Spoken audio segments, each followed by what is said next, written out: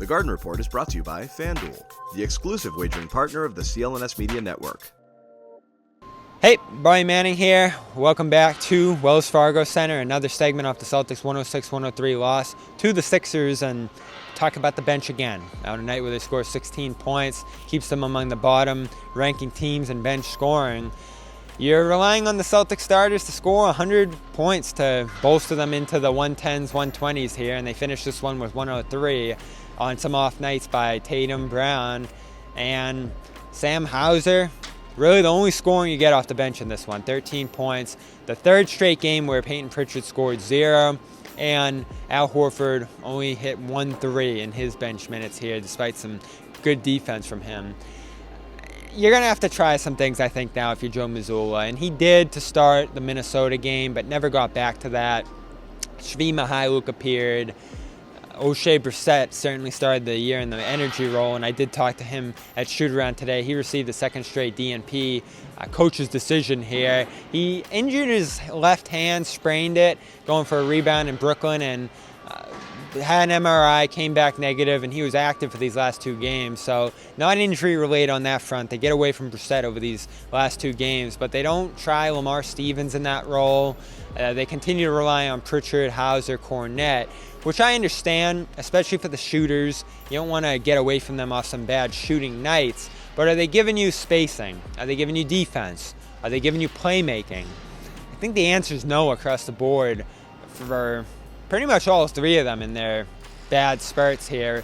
Sixers went at Pritchard in this game. He struggled to get his shot off and couldn't facilitate much either. So you don't get much of anything from him other than a few offensive rebounds here and there. Hauser, similar story. Plays well defensively within the system, but his nights come down to whether or not he's hitting shots. So I think he stays for now. And then Cornette, as we've talked about, matchup dependent, can give you some solid play, but he's really your third big. So as long as you have Horford and Porzingis out there, your reliance on Cornette should be limited, which brings up a starting lineup question we can get to another day. That lineup's performing so well that I'm not even going to touch it right now. Jrue Holiday, great again in this one, by the way. FanDuel is the exclusive wagering partner of the CLNS Media Network. Right now, new customers get $150 in bonus bets with any winning $5 moneyline bet. FanDuel, official partner of the NFL. But the second unit, biggest issue, defenses aren't respecting them. And you're seeing turnovers ramp up for Brown, for Tatum, on those possessions where the spacing's bad because teams are hedging in on them. You even saw it with Porzingis in Minnesota on a play where 2 guys showed at the rim. Hauser's wide open in the corner, and Porzingis ends up getting blocked by Gobert on that possession. So this is the stuff that's starting to pile up when opposing teams realize when the Celtics go to their second unit, those guys aren't going to score much, and you can key in on Tatum, Porzingis, and Brown when they're staggering in those lineups. Jrue Holiday, too, struggled to shoot in that Minnesota game and early on in this one, going in isolation and the crowds at the rim. So that's what Joe Mazzulla is going to have to solve when it comes to the second unit. I don't think you make a panic move at this point, but you have to see what you have from the other guys before you assess making a move close to the trade deadline to pad this team's depth. Because it looks like they're going to need something right now that they don't have currently through these first 7 games. And that doesn't mean put Pritchard, Cornette, and Hauser on the bench and not play them at all. But it might mean trying something out, especially in one of these upcoming games where Horford might sit. Fortunately, Neemias Queta is not going to be in that picture, it appears. I talked to him pregame. Said he's dealing with a stress fracture in that right foot, an aggravation of the same injury he suffered over the summer, and the solution right now is just to stay off his feet. So he's feeling better.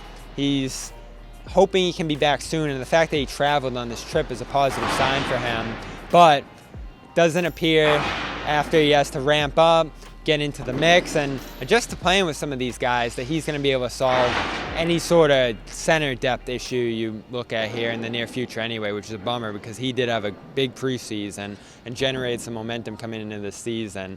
He missed another game tonight with that foot injury, and that's the latest I have on him. More on that on CLNSmedia.com, as well as the bench's performance, and we talked about the three-point totals, Joe Mazzulla's reaction to the offensive play in this game in our last video here on Celtics All Access. But that's the last word from Philadelphia. We'll see you back in Boston on Friday for the start of the in-season tournament. And Celtics lose their second straight here to the Sixers, 106-103. This has been the Garn Report. HelloFresh makes it really, really, really easy to make sure that you're maintaining and eating real food as opposed to just reaching into the cupboard and grabbing whatever you can on the go. And it's terrific. And again, if you don't have the time to shop and to do all of the prep work, HelloFresh is the way to go. Go to HelloFresh.com/CLNS50.